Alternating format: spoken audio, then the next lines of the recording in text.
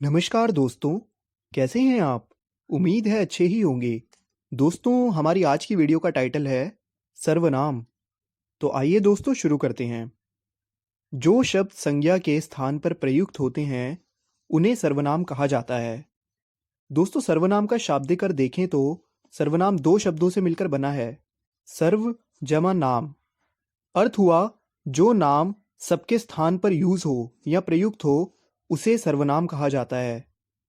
अगर हम संज्ञा की बात करें तो संज्ञा जहां पर केवल उसी नाम का बोध कराती है जिसका वह नाम है, जबकि वहां सर्वनाम से केवल एक के ही नाम का नहीं बल्कि सबके नाम का बोध होता है। अभी मैं आपको उदाहरण देता हूं। जैसे राधा कहने से केवल इस नाम वाली लड़की का बोध होगा, किंतु सीता, गीता, राम, श्याम सभी अपने लिए मैं का प्रयोग करते हैं, तो मैं इन सब का नाम होगा। इसी तरह बोलने वाले अनेक नामों के बदले तुम या फिर आप, और सुनने वाले अनेक नामों के बदले वह या फिर वे का प्रयोग होता है। आइए एक और उदाहरण देखते हैं। राहुल ने कहा कि राहुल कल विद्यालय नहीं आएगा क्योंकि राहुल को कल जयपुर जाना है। राहुल राहुल के मामा जी के घर जा रहा है क्योंकि राहुल को राहुल की नानी जी से मिलना है। राहुल की नानी जी बीमार हैं। दोस्तों, इन लाइंस में राहुल संज्ञा शब्द है और बार बार यूज होने के कारण ये जो भाषा है वो सटीक नहीं लग रही है और बोलने के प्रभाव में भी रुकावट आ रही है। इन्हीं लाइंस में अगर हम सर्वनाम का यूज करें तो हम इस प्रकार से लिख या बोल सकते हैं। राहुल ने कहा कि कल वह विद्यालय नहीं आएगा क्योंकि उसे कल जयपुर जाना है। वह अपने मामा जी के घर जा रहा है क्योंकि उसे अपनी नानी जी से मिलना है। उसकी नानी जी बीमार हैं। इन पंक्तियों में राहुल शब्द का बार बार यूज करने से बचने के लिए वह, उसे, अपने, अपनी, उसकी इन शब्दों का प्रयोग किया गया है और यही शब्द सर्वनाम कहलाते हैं। दोस्तों, हिंदी में मुख्यतः 11 मूल सर्वनाम होते हैं। मैं, तू, यह, वह, आप, जो, सो, कौन, क्या, कोई, कुछ। ये 11 सर्वनाम हैं और बाकी के सर्वनाम शब्द भी इन्हीं शब्दों से बने हैं जो लिंग, वचन, कारक की दृष्टि से अपना रूप बदलते हैं। संज्ञा के समान ही सर्वनाम के भी दो वचन होते हैं। एक वचन जैसे मैं, तू, यह, वह इत्यादि, और बहुवचन जैसे हम, तुम, ये, वे इत्यादि। आइए दोस्तों, अब हम ये देखते हैं कि सर्वनाम के भेद कितने होते हैं। दोस्तों, सर्वनाम के 6 भेद होते हैं। पुरुषवाचक सर्वनाम, निश्चयवाचक सर्वनाम, अनिश्चयवाचक सर्वनाम, संबंधवाचक सर्वनाम, प्रश्नवाचक सर्वनाम और अंतिम निजवाचक सर्वनाम। आइए एक एक करके सबके बारे में जानते हैं। तो हमारा नंबर फर्स्ट पर आता है पुरुषवाचक सर्वनाम। जिन शब्दों से व्यक्ति का बोध होता है उन्हें पुरुषवाचक सर्वनाम कहते हैं। पुरुषवाचक सर्वनाम पुरुषों, स्त्री या फिर पुरुष के नाम के बदले आता है। यानी दूसरे शब्दों में बोलने वाले, सुनने वाले तथा जिसके विषय में बात होती है उनके लिए प्रयोग किए जाने वाले सर्वनाम पुरुषवाचक सर्वनाम कहलाते हैं। जैसे मैं, हम, तो ये वक्ता द्वारा खुद के लिए यूज किया जाता है। तुम और आप, ये सुनने वाले के लिए यूज किया जाता है। और यह, वह, ये, वे, ये किसी और के बारे में जब हम बात करते हैं तो उनके लिए यूज किया जाता है। पुरुषवाचक सर्वनाम 3 प्रकार के होते हैं: उत्तम पुरुषवाचक, मध्यम पुरुषवाचक और अन्य पुरुषवाचक। नंबर फर्स्ट होता है उत्तम पुरुषवाचक। जिन सर्वनामों का प्रयोग बोलने वाला यानी वक्ता अपने लिए करता है उन्हें उत्तम पुरुषवाचक कहते हैं। जैसे मेरा, मैं, हम, हमारा, मुझे, मुझको, हमारी, मैंने आदि। आइए उदाहरण देखते हैं। नंबर फर्स्ट, मेरा नाम रोहन है। नंबर सेकंड, मैं कक्षा 10 में पढ़ता हूँ। नंबर थर्ड, हम 2 मित्र हैं। नंबर फोर्थ, हमारा घर आसपास में ही है। नंबर फिफ्थ, मुझे अपने मित्र के साथ खेलना पसंद है। आइए दोस्तों, अब हम मध्यम पुरुषवाचक की ओर जाते हैं। जिन सर्वनाम प्रयोग सुनने वाले यानी श्रोताओं के लिए किया जाता है उन्हें मध्यम पुरुषवाचक कहते हैं। जैसे तू, तुम, तुम्हें, आप, तुम्हारे, तुमने, आपने आदि। आइए उदाहरण देखते हैं। नंबर फर्स्ट, तू इतनी देर तक कहाँ था? नंबर सेकंड, तुम कहाँ गए थे? नंबर थर्ड, तुम्हें जल्दी आना चाहिए था। नंबर फोर्थ, आप मेरे घर सादर आमंत्रित हैं। आइए दोस्तों, अब हम अन्य पुरुषवाचक की ओर चलते हैं। तो जिन सर्वनाम शब्दों का प्रयोग किसी अन्य व्यक्ति के लिए किया जाता है उन्हें अन्य पुरुषवाचक कहते हैं, जैसे वे, यह, वह, इनका, इन्हें, उसे, उन्होंने इत्यादि। आइए उदाहरण देखते हैं। नंबर फर्स्ट, वे मैच नहीं खेलेंगे। नंबर सेकंड, उन्होंने कड़ी मेहनत की है। नंबर थर्ड, वह कल विद्यालय नहीं आया था। नंबर फोर्थ, उसे जाने दो। आइए दोस्तों, अब हम अपने दूसरे प्रकार यानी निश्चयवाचक सर्वनाम की ओर बढ़ते हैं।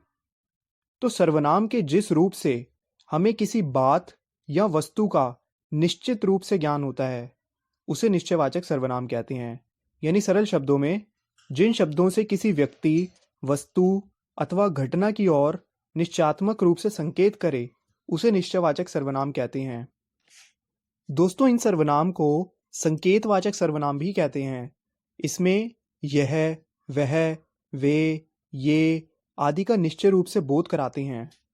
जैसे नंबर फर्स्ट, वह मेरा गांव है। नंबर सेकंड, यह मेरी पुस्तक है। नंबर थर्ड, ये पुस्तक राधा की है। तो आप देख ही सकते हैं कि इसमें वह, यह और ये, इन सब शब्द का किसी निश्चित वस्तु की ओर संकेत करते हुए दिखाया जा रहा है, यानी ये किसी निश्चित वस्तु की ओर संकेत कर रहे हैं। दोस्तों, निश्चयवाचक सर्वनाम के दो प्रकार होते हैं। नंबर फर्स्ट, निकटवर्ती निश्चयवाचक सर्वनाम और नंबर सेकंड, दूरवर्ती निश्चयवाचक सर्वनाम। नंबर फर्स्ट होता है निकटवर्ती निश्चयवाचक सर्वनाम। जो शब्द निकट या पास वाली वस्तुओं का निश्चित रूप से बोध कराएं उन्हें निकटवर्ती निश्चयवाचक सर्वनाम कहते हैं। जैसे नंबर फर्स्ट, यह मेरी पुस्तक है। नंबर सेकंड, ये पशु हमारे पड़ोसी के हैं। तो इसमें यह और ये निकट वाली वस्तुओं का बोध कराने वाले हैं। नंबर सेकंड होता है दूरवर्ती निश्चयवाचक सर्वनाम, यानी जो शब्द दूर वाली वस्तुओं की ओर निश्चित रूप से संकेत करते हैं उसे दूरवर्ती निश्चयवाचक सर्वनाम कहते हैं। उदाहरण देख लेते हैं। नंबर फर्स्ट, वह मेरी पेन है।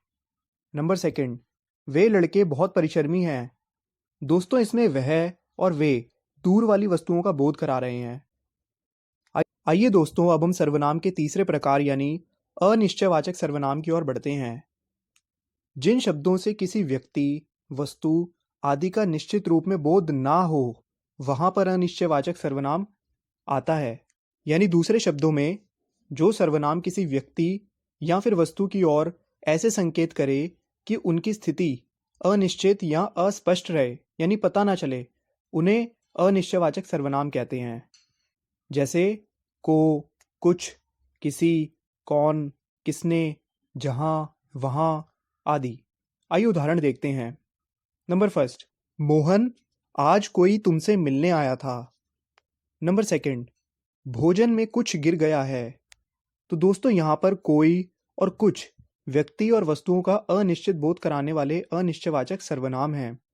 यानी पता नहीं चल रहा कि एग्जैक्टली यहाँ पे किस व्यक्ति या फिर किस वस्तु की बात हो रही है।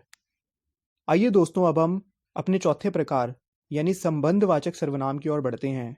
तो जिन शब्दों से परस्पर संबंध का पता चले यानी रिलेशन का पता चले उसे संबंधवाचक सर्वनाम कहते हैं। यानी दूसरे शब्दों में, जिन सर्वनाम शब्दों का दूसरे सर्वनाम शब्दों से संबंध ज्ञात हो तथा जो शब्द दो वाक्यों को जोड़ते हैं उन्हें संबंधवाचक सर्वनाम कहते हैं। जैसे इसमें आने वाले वर्ड्स हैं जैसी, तैसी, वैसी, जैसा, वैसा, जो, सो, जहां, वहां, जिसकी, उसकी, जितना इत्यादि। आइए उदाहरण देखते हैं। नंबर फर्स्ट, जैसा करोगे वैसा भरोगे। नंबर सेकंड, जिसकी लाठी उसकी भैंस। तो दोस्तों, यहां पे हम देख ही सकते हैं कि दोनों ही सेंटेंस में वैसा का संबंध जैसा के साथ और दूसरे वाले में उसकी का संबंध जिसकी के साथ दिखाई दे रहा है।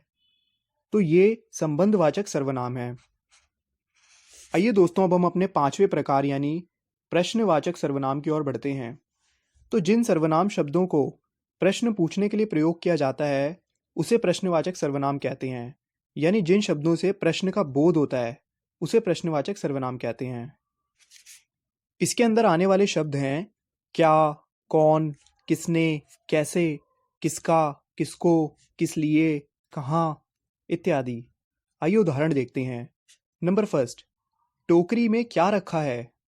नंबर सेकंड, बाहर कौन खड़ा है। नंबर थर्ड, तुम क्या खा रहे हो।